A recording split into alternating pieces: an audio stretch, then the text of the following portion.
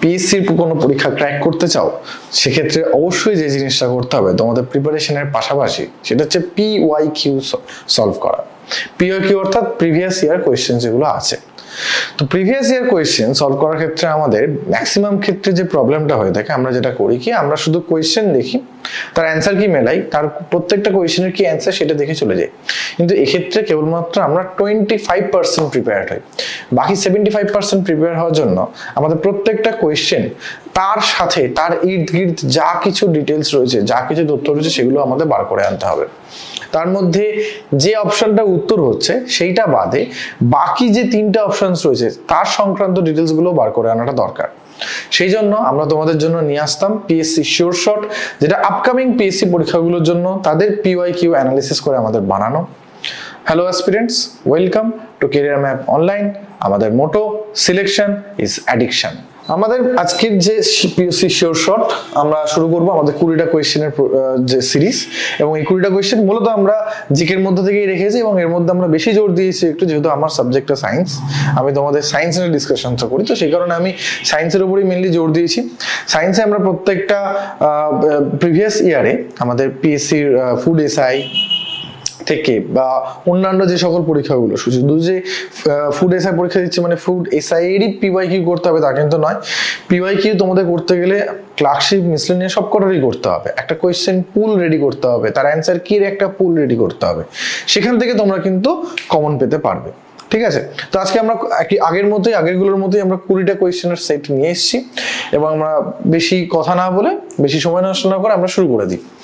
তো আমাদের আজকের সিরিজের প্রথম প্রশ্ন, কোন উষ্ণতায় বিশুদ্ধ জলের আয়তনকে 1 একক বলে? তো বিশুদ্ধ জলের আয়তনকে 1 একক ধরা হয় 4 ডিগ্রি সেলসিয়াস তাপমাত্রায়, কারণ 4 ডিগ্রি সেলসিয়াস তাপমাত্রায় বিশুদ্ধ জলের ঘনত্ব সব থেকে বেশি হয়। ঠিক আছে, তো সেই জন্য 4 ডিগ্রি সেলসিয়াস তাপমাত্রাটাকে তোমরা জানো, জলের ক্ষেত্রে যে তাপমাত্রা হ্রাস বৃদ্ধির কারণে বিভিন্ন পদার্থের মধ্যে একটা আয়তনের প্রসারণ দেখা যায়। জলের ক্ষেত্রে যে প্রসারণটা দেখা যায় সেটাকে বলা ব্যতিক্রান্ত প্রসারণ। বেশিরভাগ পদার্থের ক্ষেত্রে তাপ প্রয়োগ করলে তাদের যে প্রসারণটা হয় সেটা হচ্ছে তাদের একটা আয়তনের প্রসারণ ঘটতে থাকে। জলের ক্ষেত্রে যেটা হয়, জলের ক্ষেত্রে আয়তন প্রসারণটা হয় 4 ডিগ্রি থেকে যখন তাপমাত্রা বাড়ে তখন ওদের আয়তন বাড়তে থাকে, 4 ডিগ্রি থেকে যখন তাপমাত্রা কমতে থাকে তখন ওদের আয়তন বাড়তে থাকে। মিডিলে 4 ডিগ্রিতে আয়তন সর্বনিম্ন হয় এবং ঘনত্ব সর্বোচ্চ হয়। ঠিক আছে, তো তাহলে 4 ডিগ্রিটা এখানে খুব ইম্পর্টেন্ট, কিন্তু মুশকিলের বিষয়টা হচ্ছে 4 ডিগ্রি সেলসিয়াস আমাদের এখানে অপশনে নেই। আমাদের এখানে 4টে অপশনস, 273K, 275K, 277K এবং 280K, এই 4টে অপশনে কিন্তু রয়েছে কেলভিন স্কেলে। তো আমরা কি করব, আমরা চলে যাব আমাদের ফর্মুলায়।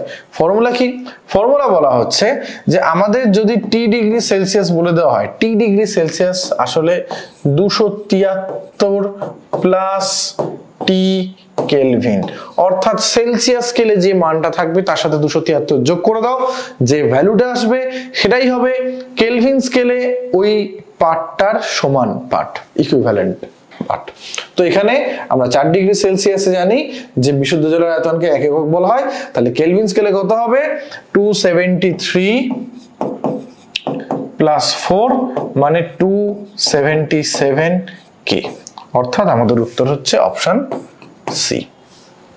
ঠিক আছে, চলো আমরা একটু নেক্সট এদের গ্রাফটা দেখে নিই, যেখানে আমরা ডেনসিটি অফ ফ্রেশ ওয়াটারটাকে দেখাচ্ছি, জলের ব্যতিক্রান্ত প্রসারণ। যেটা জলের এখানে দেখতে পাচ্ছ টেম্পারেচারটা দেওয়া রয়েছে আমাদের এক্স অ্যাক্সিস বরাবর, এবং এদিকে রয়েছে জলের ডেনসিটিটা কত হচ্ছে। তো দেখো একদম 4 ডিগ্রিতে জলের ডেনসিটিটা থাকছে পিক পজিশনে, অর্থাৎ হাইয়েস্ট লেভেলে থাকছে কোথায়? Exactly 4 degree Celsius temperature. এখানেই জলের ডেনসিটিটা 1-এর কাছাকাছি যাচ্ছে, বাদ বাকি প্রত্যেকটা জায়গায় কিন্তু জলের ডেনসিটি কম। তাপমাত্রা যত বাড়ছে জলের ডেনসিটি তত আস্তে আস্তে কমছে, আয়তনে বাড়ছে। তাপমাত্রা 4 ডিগ্রি থেকে যত আমরা আবার কমিয়ে দেবো, জলের আয়তন কিন্তু তত বাড়বে এবং ওর ডেনসিটি আবারও কমবে। 4 ডিগ্রিতে সব থেকে বেশি থাকে, এবং জলের এই ব্যতিক্রান্ত প্রসারণ দেখা যায় বলেই কিন্তু শীত প্রধান দেশে যে হ্রদ বা নদী বা যে জলাশয়গুলো থাকে সেগুলো পুরোপুরি জমে যাওয়ার পরেও সেই জলাশয়ের যে জীবজন্তুগুলো থাকে তাদের কোনো ক্ষতি হয় না। কেন? কারণ জলের কেবলমাত্র উপরের লেয়ারটা জমে যায়, নিচের লেয়ারে জল একই রকম থেকে যায়। ঠিক আছে, তো সেই ডিসকাশনে আমরা এখন যাব না, দীর্ঘায়িত করবো না ভিডিওটা, আমরা পরের প্রশ্নে চলে যাই। আশা করি তোমরা আগেরটা উত্তরও পেয়ে গেছো এবং তোমাদের সমস্ত কনফিউশনে ক্লিয়ার হয়ে গেছে। নেক্সট কোয়েশ্চেন নাম্বার 2, এটা ইতিহাস থেকে একটা প্রশ্ন। বাংলা ভাষায় প্রকাশিত প্রথম মাসিক সংবাদপত্রটি কি? বাংলা ভাষায় প্রকাশিত প্রথম মাসিক সংবাদপত্র কোনটা হবে? 4টে অপশন, বেঙ্গল গেজেট, দিগদর্শন, সমাচার দর্পণ এবং প্রভাকর, সংবাদ প্রভাকর। তো এর মধ্যে সঠিক উত্তর কোনটা হবে? এর মধ্যে সঠিক উত্তর হচ্ছে আমাদের অপশন বি, দিগদর্শন। আমরা একটু দেখে নিই এই 4টে অপশন সংক্রান্ত কিছু ডিটেলস। দিগদর্শনের ক্ষেত্রে যেটা তোমরা দেখতে পাচ্ছ, ক্যারেক্টার্স গুলো দেখে নাও। এটা একটা মাসিক সংবাদপত্র এবং তোমরা খাতা পেন নিয়ে অবশ্যই নোটগুলো করে নিতে থাকো, এই যে তথ্যগুলো আমরা এখান থেকে তোমাদের দেব। তো দিগদর্শন একটি মাসিক সংবাদপত্র। এর প্রকাশক কারা ছিল?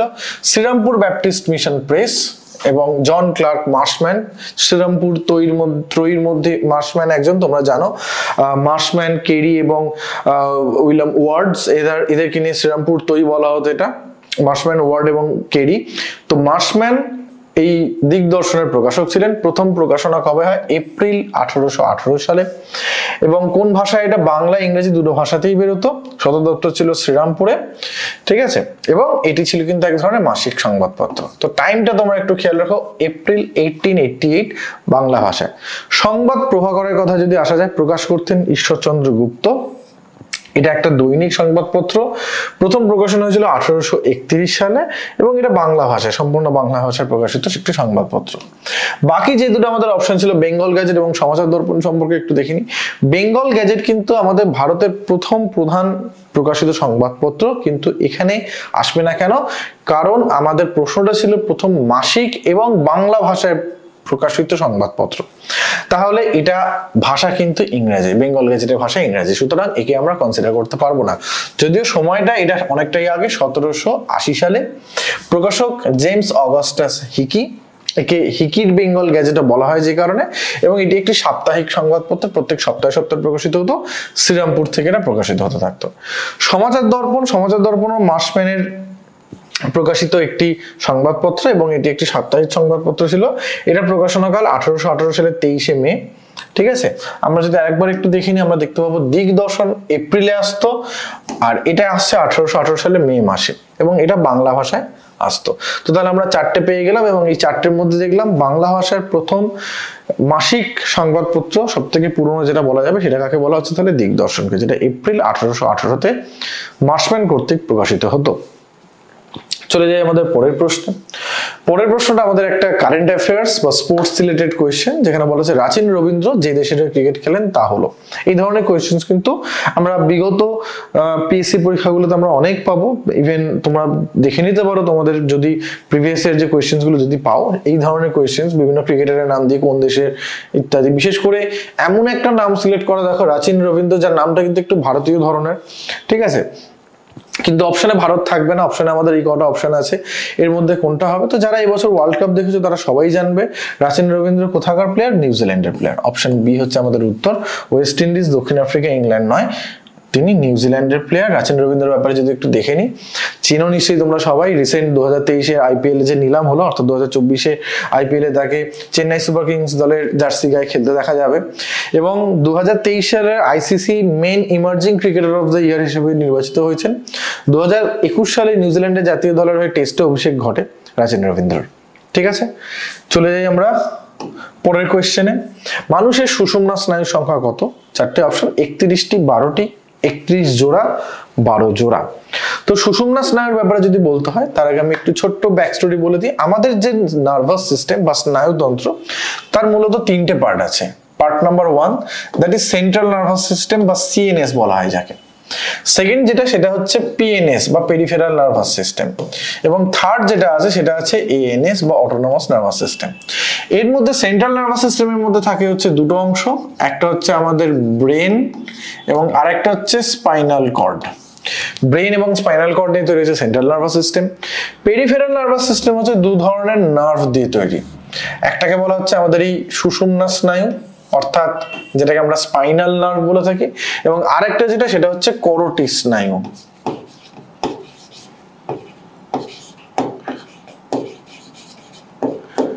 বা যেটাকে আমরা করোটিস স্নায়ু বা ক্রেনিয়াল নার্ভস বলে থাকি, ঠিক আছে।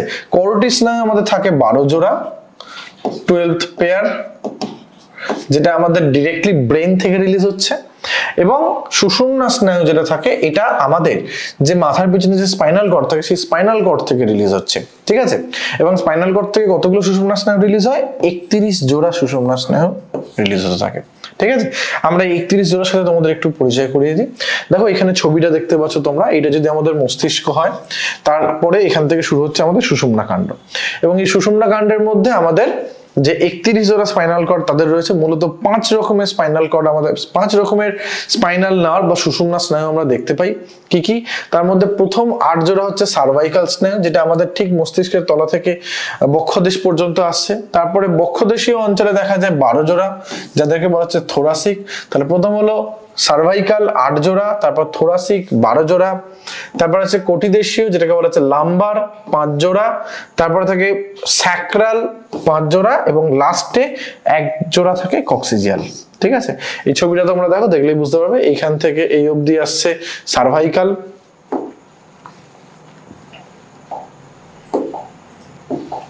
এখান থেকে এই অবধি আসছে সার্ভাইকাল, এখান থেকে এই যে 12টা আছে থোরাসিক, 12টার পরে এখান থেকে 5টা আছে লাম্বার, 5টা আছে সাক্রাল এবং লাস্টে একটা থেকে যাচ্ছে যেটা হচ্ছে কক্সিজিয়াল। যোগ করে দেখো প্রত্যেকটা 12, 8, 5, 5, 1 যোগ করে তোমরা পাবে 31 জোড়া টোটাল স্নায়ু। কেন জোড়া? কারণ এইটা যদি আমাদের স্পাইনাল কর্ড হয়, দেখো তার দুদিকেই কিন্তু নার্ভ এখানে রিলিজ করেছে। তোমরা যদি দেখো একই নার্ভ দুদিকে রিলিজ করেছে, ঠিক আছে। তো সেই জন্য এদের জোড়া কথাটা ইউজ করা হয়, ঠিক আছে। তাহলে 31 জোড়া সুষুম্না স্নায়ু আমাদের বেরিয়েছে। সুষুম্না স্নায়ুগুলোর নাম তোমরা স্ক্রিনশট নিয়ে নিতে পারো অথবা তোমরা নোট করে নিতে পারো। চলে যাব পরবর্তী প্রশ্নে। সংবিধান থেকে একটি প্রশ্ন, 5 নম্বর প্রশ্ন। কততম সংবিধান সংশোধনীর মাধ্যমে সম্পত্তির অধিকারকে মৌলিক অধিকারের তালিকা বহির্ভূত করা হয়? মৌলিক অধিকারের তালিকা বহির্ভূত বলতে আমাদের যে মৌলিক অধিকারগুলো ছিল সেখানে 7 রকমের অধিকারের কথা বলা ছিল, বর্তমানে 6 রকমের অধিকারের কথা বলা আছে। মাঝখানে একটি অধিকার যেটা আমাদের আর্টিকেল 31-এ ছিল, সেটা এখন আর্টিকেল 300A-তে চলে গেছে এবং সেটা হচ্ছে সম্পত্তির অধিকার, যেটা 44তম সংশোধনের মাধ্যমে এটা ওইখান থেকে সরিয়ে দেওয়া হয়েছে, মৌলিক অধিকার থেকে সরিয়ে দেওয়া হয়েছে। বর্তমানে সম্পত্তির অধিকার, ঠিক আছে, বর্তমানে সম্পত্তির অধিকার কিন্তু মৌলিক অধিকার নয়, রাদার এটা হচ্ছে একটা আইনগত অধিকার, ঠিক আছে। এটা 300A ধারায় চলে এসেছে, যেটা হচ্ছে একটা আইনগত অধিকার, যেটা আগে 31 ধারার মধ্যে লিপিবদ্ধ ছিল মৌলিক অধিকারের মধ্যে, ঠিক আছে। 44তম সংবিধান সংশোধনের মাধ্যমে তাহলে সম্পত্তির অধিকারকে আমরা নিয়ে এসেছি আমাদের আইনগত অধিকারের আন্ডারে। চলে যাই আমরা পরের প্রশ্নে। সমান নিউট্রন সংখ্যা কিন্তু ভিন্ন পরমাণু ক্রমাঙ্কের পরমাণুকে কি বলা হয়? সমান নিউট্রন সংখ্যা কিন্তু ভিন্ন পরমাণু ক্রমাঙ্কের পরমাণুকে কি বলা হয়? এটাকে বলা হচ্ছে কোনটা? 4টে option, isobar, isotope, isomer, isotone. তো সমান নিউট্রন, তাহলে এটাকে আমরা বলবো আইসোটোন। এই জায়গাটায় যদি তোমাদের কোনো ডাউট থেকে থাকে, চলো আমরা একটা চার্টের সাহায্যে একটু জিনিসটা বুঝে নিই। আইসোটোন, আইসোবার এই জিনিসগুলো কি? আইসোটোপ প্রথমত কাদের বলা হচ্ছে? যাদের ভর সংখ্যা পৃথক, আণবিক গুরুত্ব সমান, নিউট্রন সংখ্যা পৃথক। আচ্ছা, এই ভর সংখ্যা জিনিসটা কি? ভর সংখ্যা হচ্ছে, তোমরা জানো প্রতিটি পদার্থ সেটা কিছু ইলেকট্রন, প্রোটন এবং নিউট্রন, এই তিনটে মূলত এই তিনটে অবপারমাণবিক কণা দিয়ে তৈরি হয়। তো তার মধ্যে নিউট্রন সংখ্যা, প্রোটন সংখ্যাটাকে বলা হয় কি? প্রোটন সংখ্যাটাকে বলা হয় তার পরমাণু ক্রমাঙ্ক, ঠিক আছে। ভর সংখ্যাটা যেটা, সেই ভর সংখ্যাটাকে বলা হচ্ছে, ভর সংখ্যা হচ্ছে প্রোটন এবং নিউট্রনের মোট সংখ্যা, ঠিক আছে। প্রোটন এবং নিউট্রনের মোট সংখ্যাটাকে বলা হয় ভর সংখ্যা। এটা অ্যাকচুয়ালি আণবিক গুরুত্ব হবে না, এটা আমি একটু কারেকশন করে নেবো। এটা যেটা হবে সেটা হচ্ছে পরমাণু ক্রমাঙ্ক,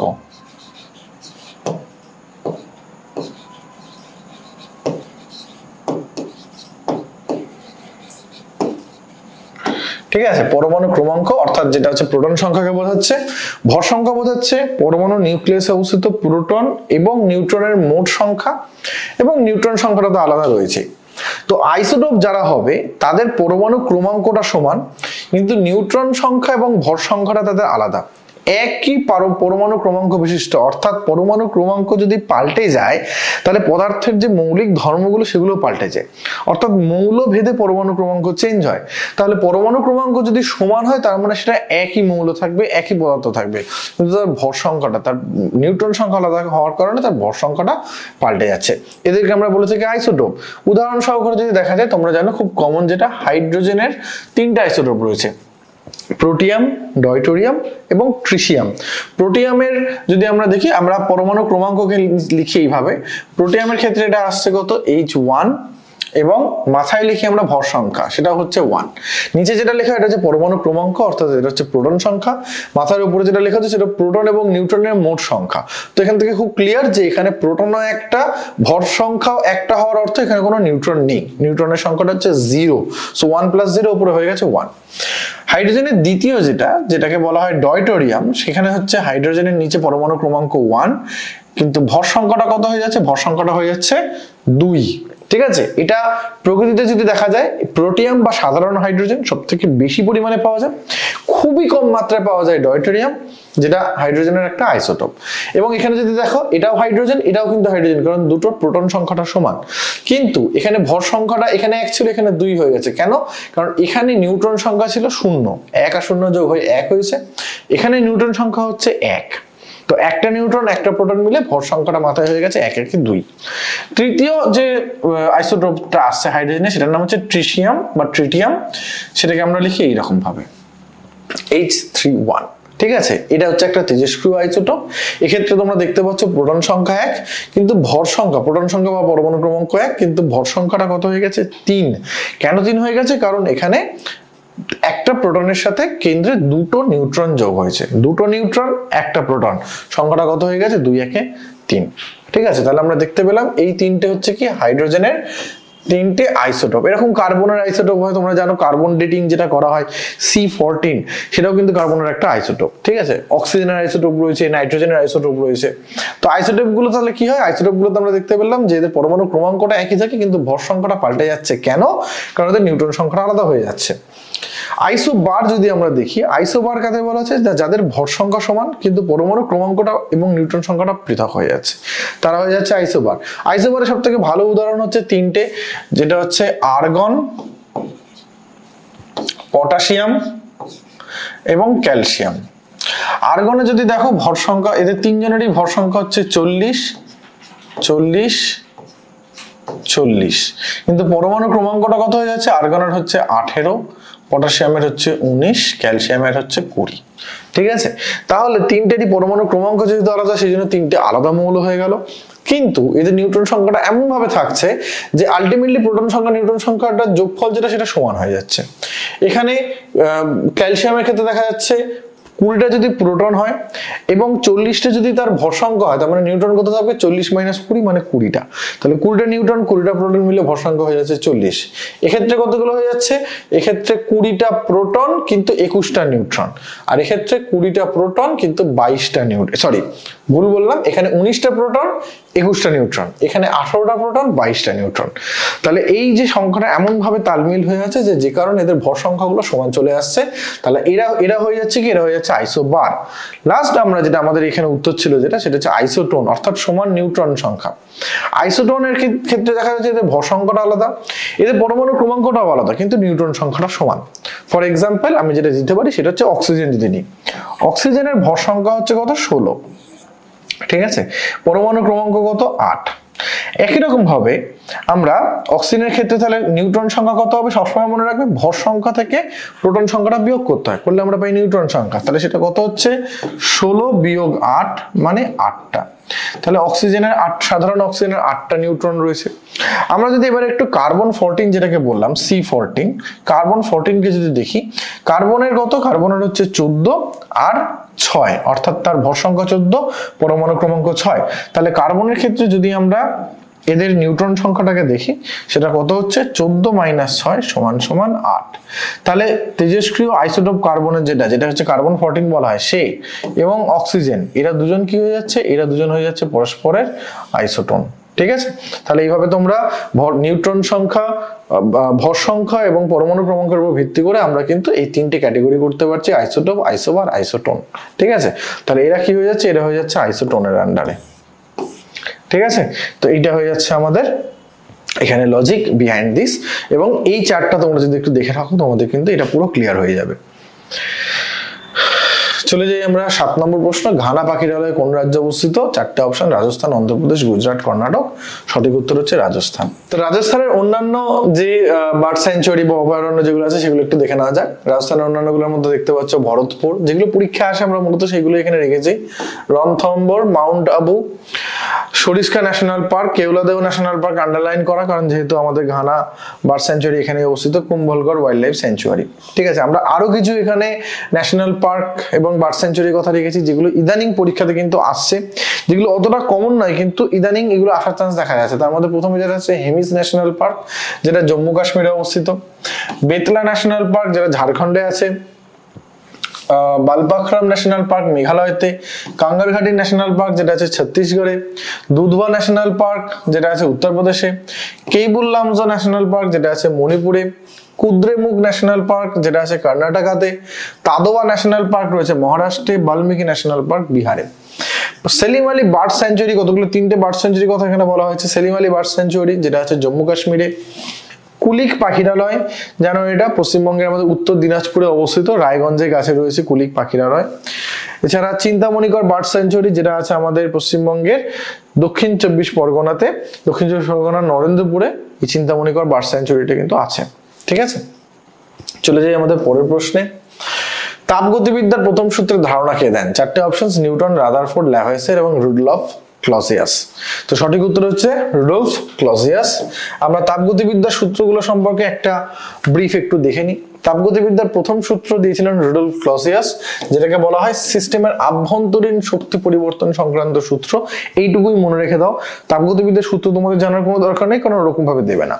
ঠিক আছে, এটা সিস্টেমের আভ্যন্তরীণ শক্তি পরিবর্তন সংক্রান্ত সূত্র, এবং এই প্রথম সূত্র থেকেই কিন্তু আমরা এখানে ভর শক্তির নিত্যতাটাকেও এস্টাবলিশ করতে পারি। ঠিক আছে, তাহলে এটাও প্রশ্ন আসতে পারে তাপগতিবিদ্যার কোন সূত্রে ভর শক্তির নিত্যতাকে এস্টাবলিশ করে, সেটা হচ্ছে তাপগতিবিদ্যার প্রথম সূত্র। তাপগতিবিদ্যার দ্বিতীয় সূত্র আসছে কি, কে দিয়েছিল? থমসন এবং ক্লসিয়াস, এবং এই সূত্রটাকে বলা হয় এনট্রপির সূত্র বলা হয়।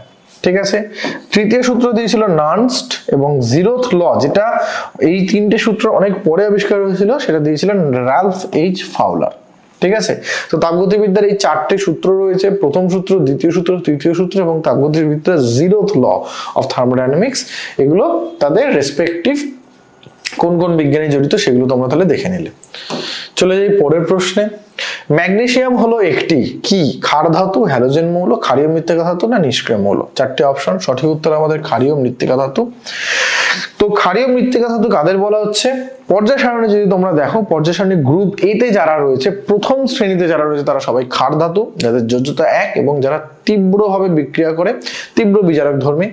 তারপরে যেটা রয়েছে গ্রুপ 2 তে যারা রয়েছে তারাও ক্ষার এবং তাদের যোজ্যতা 2, সেইগুলোকে বলা হচ্ছে মূলত ক্ষারীয় মৃত্তিকা ধাতু। ক্ষারীয় মৃত্তিকা ধাতুর মধ্যে কারা কারা রয়েছে আমরা যদি উপর থেকে দেখি, beryllium, magnesium, calcium, strontium, barium এবং রেডিয়াম। ঠিক আছে, ক্ষার ধাতু যেটা অর্থাৎ গ্রুপ 1 এর যারা আছে যোজ্যতা 1 বিশিষ্ট, তাদের ক্ষেত্রে দেখবে lithium, sodium, potassium, rubidium, caesium, francium, এরা রয়েছে ক্ষার ধাতুর মধ্যে। ক্ষারীয় মৃত্তিকা ধাতুগুলোর যোজ্যতা হয় 2, এবং এরা এরা এরা এরা দুজনেই অক্সিজেনের সাথে বিক্রিয়া করে। এরা যখন অক্সিজেনের সাথে বিক্রিয়া করে, কমন যে এদের সংকেতটা হয় সেটা হচ্ছে মেটাল, তার সাথে অক্সিজেন MO হয়, এবং এদের ক্ষেত্রে ওইটাই হয়ে যায় M2O, অর্থাৎ অক্সিজেনের 2 যোজ্যতাটা এদের কাছে চলে আসে। ঠিক আছে, যেমন ধরো সোডিয়াম অক্সাইডের সংকেতটা কিরকম হবে? মেটালের জায়গায় সোডিয়ামের নামটা লিখবো Na2O। এক্ষেত্রে যদি দেখি আমরা ম্যাগনেসিয়াম অক্সাইড যদি দেখি, তাহলে কি হবে? মেটালের জায়গায় ম্যাগনেসিয়ামের নামটা লিখবো just MgO। Calcium oxide CaO। এক্ষেত্রে যেমন পটাশিয়াম অক্সাইড K2O। ঠিক আছে, এইগুলো এদের, এই জন্যই আমাদের কিন্তু পর্যায় সারণীতে এদের ধারণাটা খুব দরকার।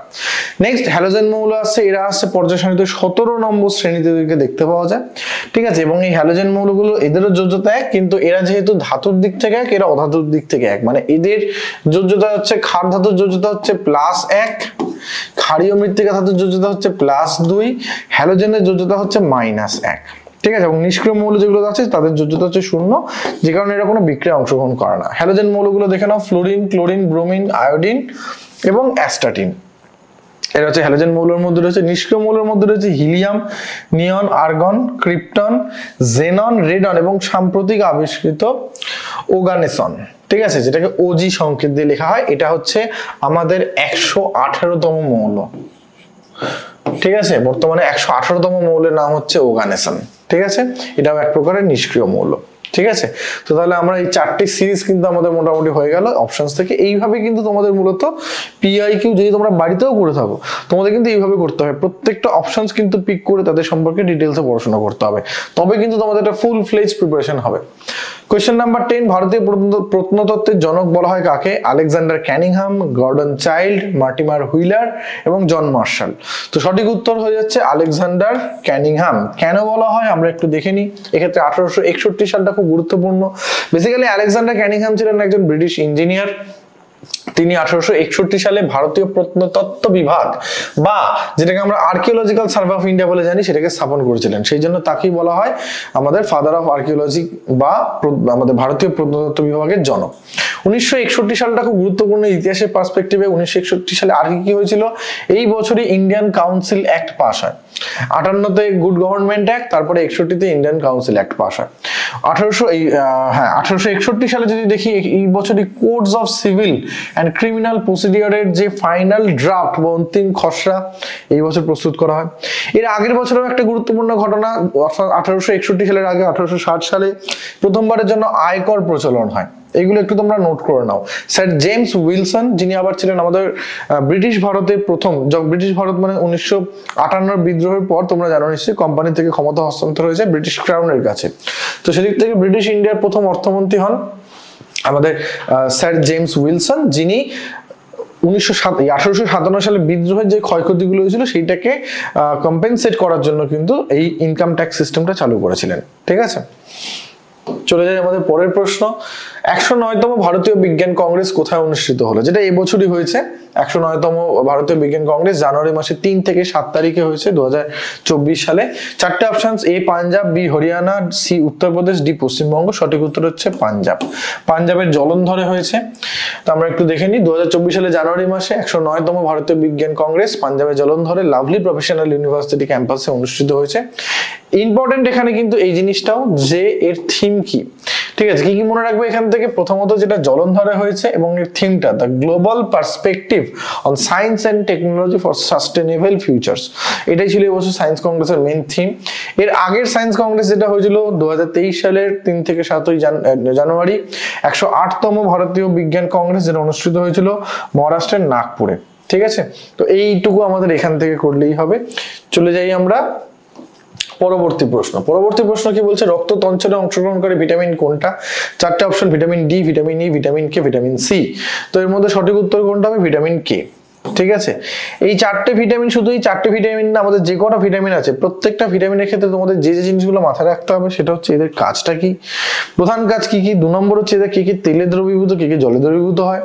3 নম্বর যেটা মাথায় রাখতে হবে ভিটামিনগুলো অভাবজনিত লক্ষণ কি দেখা দেয়। 4 নম্বর যেটা মাথায় রাখতে হবে এই ভিটামিনগুলোর রাসায়নিক নাম কি। যেমন ভিটামিন ডি রাসায়নিক নাম কি তোমরা জানো আমাদের, সেটা হচ্ছে ক্যালসিফেরল। ঠিক আছে, vitamin C ascorbic acid, tocopherol, এইসব নামগুলো আছে। তো এদের মধ্যে কার অভাবে কি রোগ হয় এগুলো কিন্তু তোমাদের করে রাখতে হবে। ভিটামিন ডি এর অভাবে যেমন রিকেট রোগ হয়, ভিটামিন কে এর অভাবে হচ্ছে রক্ত তঞ্চিত হতে চায় না, ভিটামিন ই এর অভাবে হচ্ছে বন্ধ্যাত্ব রোগ হয়, ভিটামিন সি এর অভাবে স্কারভি রোগ দেখা যায়। এছাড়া ভিটামিন ই যেটাকে আমরা রেটিনল নামে জানি, রেটিনলের অভাবে রাতকানা, জেরপ্থ্যালমিয়া এই রোগগুলো হয়।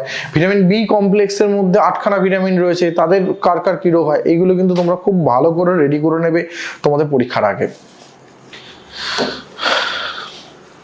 চলে আসি আমরা 13 নম্বর প্রশ্নে। সম্প্রতি কারা রসায়নবিদ্যায় 2023 সালে নোবেল পুরস্কার পেলেন? 4টে options, Martin P Meldal, Louis Eugene Brus, Alexei Ivanovich Ekimov and লাস্টে অপশন ডি বি এবং সি উভয়। ঠিক আছে, তো যে কেউ এটা প্রথমেই লুই ইউগেন ব্রুসটা মারবে, কিন্তু অপশন সিটাও খেয়াল রাখতে হবে। এরা দুজনেই এবার কেমিস্ট্রিতে নোবেল পেয়েছেন, বি সি উভয়ই হবে তাই অ্যান্সার অপশন ডি। এবারে নোবেল প্রাপকদের তালিকাটা একটু দেখে নেওয়া যাক। আলেক্সি আকিমভ বেসিক্যালি রাশিয়ার লোক, লুই ব্রুস হচ্ছেন মার্কিন যুক্তরাষ্ট্রের লোক, এবং এদের সাথে মুঙ্গি বেওয়েন্ডি ফ্রান্সের, তারা কিন্তু কোয়ান্টাম ডট আবিষ্কার করার জন্য এবছর নোবেল পেয়েছেন। কিসের জন্য পেয়েছেন সেটাও একটু দেখে রাখো, কোয়ান্টাম ডট আবিষ্কার করার জন্য। ক্লডিয়া গোল্ডিন পেয়েছেন মার্কিন যুক্তরাষ্ট্রের মহিলা, তিনি পেয়েছেন অর্থনীতিতে, মূলত শ্রমবাজারে মহিলাদের বঞ্চনা, এটা ছিল তার রিসার্চের মূল বিষয় এবং তার উপর রিসার্চ করে তিনি এবারে অর্থনীতিতে নোবেল পেয়েছেন ক্লডিয়া গোল্ডিন। তারপরে ক্যাটলিন ক্যারিকো হাঙ্গেরি এবং ড্রু ওয়াইসম্যান ইউক্রেন, এরা চিকিৎসাবিদ্যায় পেয়েছেন। এরা চিকিৎসাবিদ্যায় পেয়েছেন এই বছর ঠিকই, কিন্তু এটা যে আবিষ্কারটার জন্য পেয়েছেন সেটা তারা আবিষ্কার করেছিলেন 2005 সালে। ঠিক আছে, তাহলে এই বছর কেন এদের দেওয়া হলো নোবেল, তার একটা খুব গুরুত্বপূর্ণ কারণ আছে। এদের গবেষণাপত্রটা মূলত যেটা ছিল সেটা হচ্ছে alterations of nucleoside in mRNA. MRNA nucleosidic যে অল্টারেশন, নিউক্লিওসাইডের বেস পরিবর্তনের টেকনোলজি এটা আবিষ্কার করেছিলেন, এবং সেই আবিষ্কারের উপর ভিত্তি করেই কিন্তু আমাদের রিসেন্ট যে কোভিড ভ্যাকসিনগুলো আমরা পেয়েছি, সেই কোভিড ভ্যাকসিনগুলো কিন্তু এই এমআরএনএ অল্টারেশন টেকনোলজির উপরেই কাজ করা হয়েছে। এমআরএনএ ভ্যাকসিন বলা হচ্ছে এগুলো, এবং সেই কারণে এই বছর তাদের কাজটা সেই 2005-এ প্রকাশিত হয়েছিল ইমিউনিটি নামক একটা পত্রিকাতে। প্রথমে কয়েকটা পত্রিকা তো রিজেক্টও করেছিল, পরে তারপরে ইমিউনিটি পত্রিকাতে প্রকাশ পায়, এবং তাদের সেই কাজে স্বীকৃতি তারা কিন্তু এতদিন পরে পেলেন। ঠিক আছে, দ্বিতীয়ত যেটা আসছে আমাদের, তারপরে যেটা আসছে নার্গিস মোহাম্মদে, যিনি পেয়েছেন এবারে শান্তিতে নোবেল পেয়েছেন, ইরানের মহিলা, মূলত ইরানের সাংবাদিক। ঠিক আছে, পেশায় তিনি সাংবাদিক। ইরানের যে নারী বিদ্বেষী যে ঘটনাগুলো ইরানে ঘটে চলেছে, মৌলবাদীদের সরকার থেকে যেগুলো করছে তার বিরুদ্ধে মূলত তার লড়াই ছিল, এবং সেই জন্য তিনি নোবেলের শান্তি পেয়েছেন। এবং ইনি এখন এই মুহূর্তে জেলবন্দি রয়েছেন ইরানে। এনার একটা বিখ্যাত বই আছে, white torture interviews with Iranian women prisoners. ঠিক আছে, এইটাও কিন্তু কোয়েশ্চেন আসতে পারে বুকস অ্যান্ড অথর্সের মধ্যে। নরওয়ের জন ফসে পেয়েছেন সাহিত্যে। এবং ফাইনালি আমরা দেখছি Pierre Agostini Tunisia, Anne L'Huillier ফ্রান্সের, এবং ফেরেঙ্ক ক্রাউডস হাঙ্গেরির, এরা পেয়েছেন ফিজিক্সে বা পদার্থবিদ্যায় নোবেল পেয়েছেন। এরা কেন পেয়েছেন নোবেল মনে রাখবে, এরা সময়ের একটা খুব ক্ষুদ্রতম এককে কাজে লাগিয়েছেন, যেটাকে আমরা বলি অ্যাক্টোসেকেন্ড। অ্যাক্টোসেকেন্ড জিনিসটা কি, এক সেকেন্ড তার একের পরে 18টা শূন্য বসালে যেটা হয়, অর্থাৎ 1 কুইন্টিলিয়ন ভাগের 1 ভাগ সময়কে বলা হচ্ছে অ্যাক্টোসেকেন্ড। সেই টাইমের মধ্যে আলোর স্পন্দন পরিবর্তন করে তাদের গবেষণা মূলত ছিল ওই বিষয়টার উপরে, এবং সেই কারণে এরা তিনজন কিন্তু নোবেল পেয়েছেন, এবং সময়ের একদম ক্ষুদ্রতম এককে কিন্তু আমরা পৌঁছতে পেরেছি এদের জন্য। ঠিক আছে, তো সেই কারণে এদেরকে এবারে নোবেলের জন্য নির্বাচিত করা হয়েছে। নোবেল আমরা এইটুকু করলাম ঠিকই, আমাদের যেহেতু আরো অনেকগুলো কোয়েশ্চেন সলভ করতে হবে, তোমরা কিন্তু নোবেল থেকে নোবেলের সাথে রিলেটেড সমস্ত স্ট্র্যাটেজিকে, কে নোবেল দেয়, কোথা থেকে দেওয়া হয়, কবে প্রথম দেওয়া হয়েছিল, কে প্রথম পেয়েছিল, এবং ভারতীয়দের নোবেলে কি কি ভূমিকা রয়েছে, কারা কোন কোন ভারতীয় নোবেল পেয়েছেন, সেগুলো কিন্তু অবশ্যই একটু রেডি করে রাখো। 14 নম্বর কোয়েশ্চেনে আসি, ও শ্রেণীর রক্তে কি থাকে। ও শ্রেণীর রক্তে 4টে অপশন, অ্যান্টিজেন অ্যান্টিবডি থাকে না, অ্যান্টিজেন এ অ্যান্টিবডি বি থাকে, অ্যান্টিজেন নেই কিন্তু এ ও বি অ্যান্টিবডি থাকে, এবং লাস্টের অপশন অ্যান্টিজেন এ এবং বি এবং অ্যান্টিবডি এ বি উভয়ই থাকে। তো সঠিক উত্তরটা কি, এখান থেকে কোনো অ্যান্টিজেন নেই। ও ব্লাড গ্রুপ যাতে তাদের কোনো রকম অ্যান্টিজেন থাকে না, কিন্তু এ এবং বি দু প্রকার অ্যান্টিবডি থাকে। আমরা একটু এটা একটা চার্টের সাহায্যে বুঝি, তাহলে আমাদের বোধগম্য হবে আরো সহজে। চার্টটা একটু দেখে নাও, আমাদের 4 রকম রক্তের গ্রুপ দেওয়া রয়েছে, রক্তের গ্রুপের কোন অ্যান্টিজেনের প্রেক্ষিতে কি রক্তের গ্রুপ হয়। যাদের এ অ্যান্টিজেন এবং বি অ্যান্টিবডি থাকে তারা আসে ব্লাড গ্রুপ এ এর আন্ডারে। যাদের বি অ্যান্টিজেন এবং এ অ্যান্টিবডি আসে তারা আসছে ব্লাড গ্রুপ বি এর আন্ডারে। যাদের অ্যান্টিজেনের ভিতরে এ বি দুজনেই থাকছে কিন্তু অ্যান্টিবডি কিছু থাকছে না, তারা আসছে গ্রুপ এ বির আন্ডারে। এবং গ্রুপ ও কারা, যাদের কোনো রকম অ্যান্টিজেন থাকে না কিন্তু এ বি উভয় প্রকার অ্যান্টিবডি থাকে, তারা আসছে গ্রুপ ও এর আন্ডারে। ঠিক আছে, তো এর মধ্যে তোমরা জানো গ্রুপ ও এরা সবাইকে রক্ত দিতে পারে, সেই জন্য এদেরকে বলা হয় সার্বজনীন দাতা। আর গ্রুপ এ বি এরা সকলের থেকে রক্ত নিতে পারে, সেই জন্য এদেরকে বলা হয় সার্বজনীন গ্রহীতা। তো এই ছিল এই চারটুকু মোটামুটি দেখলে আমরা রক্ত দেওয়া বা ব্লাড ট্রান্সফিউশন সংক্রান্ত সমস্ত ধারণাগুলো আমাদের ক্লিয়ার হবে। এবং ব্লাড ট্রান্সফিউশনে এই 4টি মেইন গ্রুপ, এছাড়া ওই RH ফ্যাক্টর তোমরা জানো নিশ্চয়ই, যে আমাদের পৃথিবীতে যত মানুষ আছে তার মধ্যে 85% মানুষের রক্তে RH ফ্যাক্টর থাকে, বাকি 15% মানুষের রক্তে RH ফ্যাক্টর থাকে না। যাদের থাকে তাদের কি হয়, তাদের জাস্ট এই গ্রুপ এর পাশে A পজিটিভ বসে যায়, A বা B বা AB বা O পজিটিভ বসে যায়, আর যদি না থাকে তো পাশে নেগেটিভ বসে যায়। ঠিক আছে, এই হচ্ছে আমাদের পুরো আমাদের এবিও ব্লাড গ্রুপিং সিস্টেম বলা হয় জিনিসটাকে। চলে যাই আমাদের পরবর্তী প্রশ্নে। পরবর্তী প্রশ্ন কি বলছে, একজন প্রাপ্তবয়স্ক মানুষের হৃৎপিণ্ড প্রতি ঘন্টায় যে পরিমাণ রক্ত পাম্প করে তা হচ্ছে প্রায় 300 লিটার। প্রায় 300 লিটার রক্ত আমাদের হৃৎপিণ্ড প্রতি ঘন্টায় এই পরিমাণ রক্তকে কিন্তু পাম্প করে থাকে।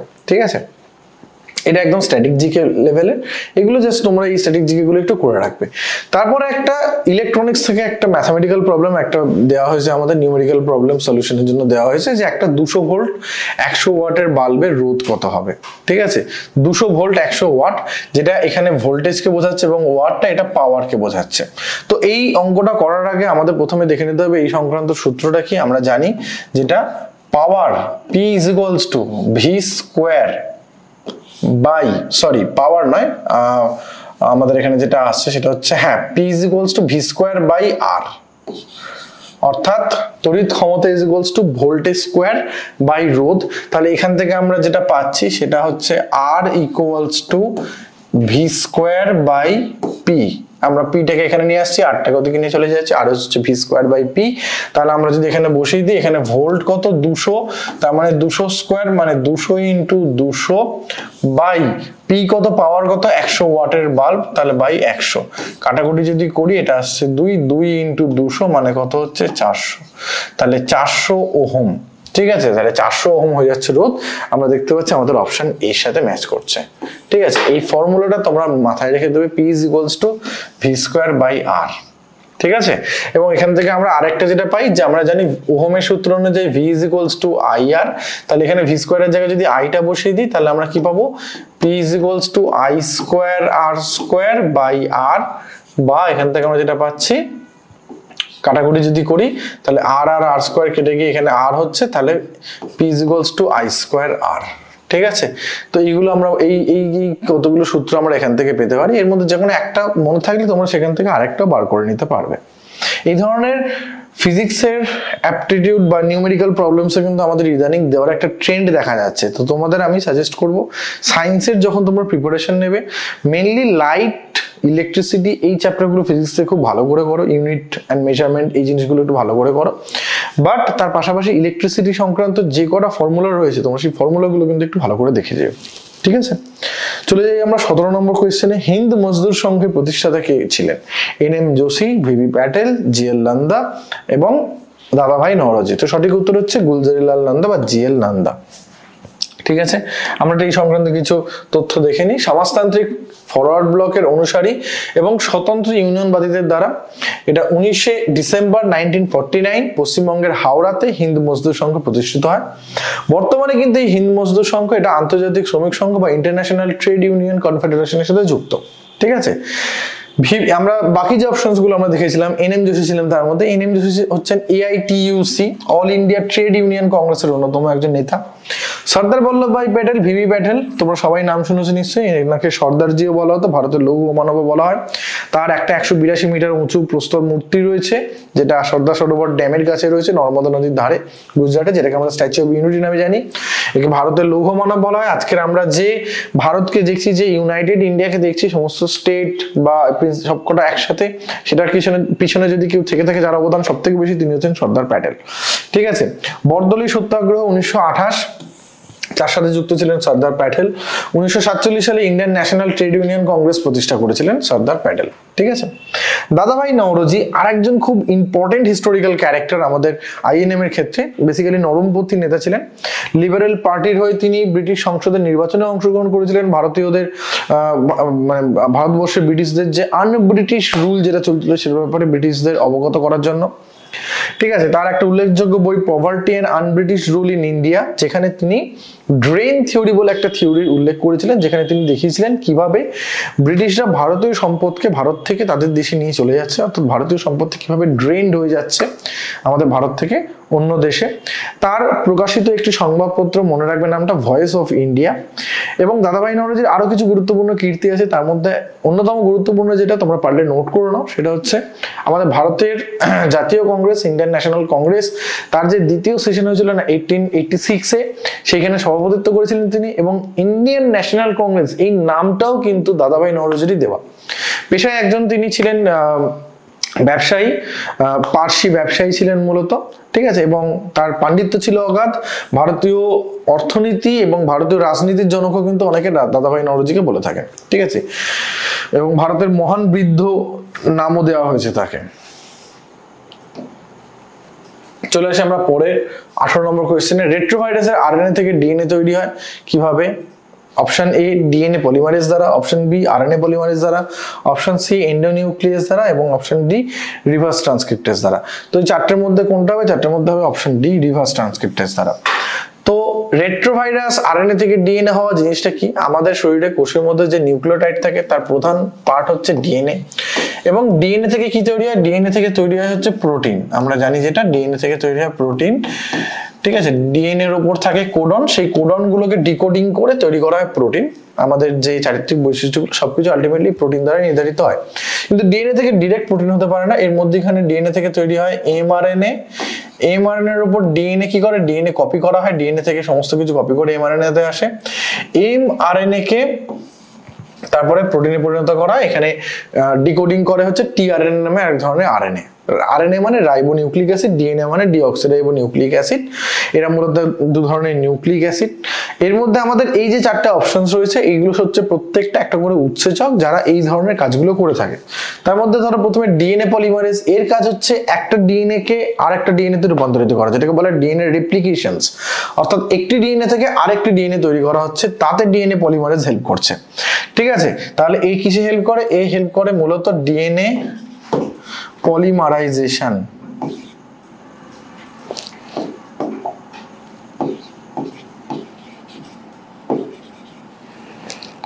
ডিএনএ রেপ্লিকেশনে হেল্প করছে।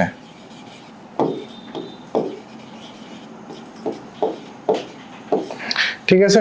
আরএনএ পলিমারেজ হেল্প করে কিসে? আরএনএ পলিমারেজ হেল্প করে ডিএনএ থেকে আরএনএ তৈরি হওয়া, যেটাকে বলা হয় ট্রান্সক্রিপশন। তারপরে আছে এন্ডোনিউক্লিয়াস। এন্ডোনিউক্লিয়াস মূলত এটা আমরা জেনেটিক ইঞ্জিনিয়ারিং এ ইউজ করে থাকি, এদেরকে মলিকিউলার সিজার বলা হয়।